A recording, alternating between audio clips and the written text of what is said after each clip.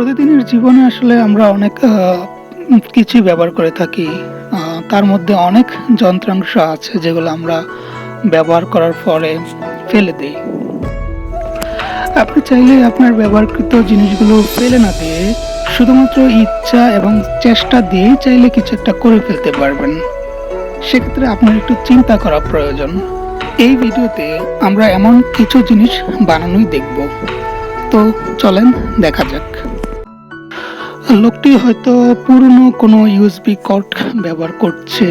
এক্ষেত্রে দেখতেই পাচ্ছেন যে সে আসলে কিভাবে একটা ইউএসবি কর্ড ব্যবহার করে ব্যবহারযোগ্য একটা লাইট বানিয়ে ফেলবে। সো ভিডিওটা আপনি দেখলেই বুঝতে পারবেন যে আসলে এরকম ছোট ছোট জিনিস বা ফ্যাক্ট জিনিস তৈরি করাটা খুব বেশি কঠিন কিছু না। আর সবচেয়ে বড় কথা যেটা এখানে আসলে যেই রকম ম্যাটেরিয়ালসগুলো ব্যবহার করা হচ্ছে সেগুলোর যে খুব বেশি দাম এমন কিন্তু না। চাইলেই খুব সহজে আসলে এগুলা খুঁজে বের করা যায়, পেয়ে যাবেন চাইলেই। সো তো আমরা দেখতে পাচ্ছি যে এখানে আমার লাইট বানানো হয়ে গেছে এবং দেখতে পাচ্ছেন কি অসাধারণ আলো দিচ্ছে এবং আসলেই ইমাজিং একটা বিষয়।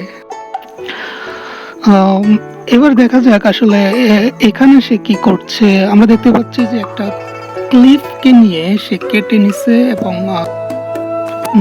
সাথে একটা পেন্সিলকেও কেটে নিল।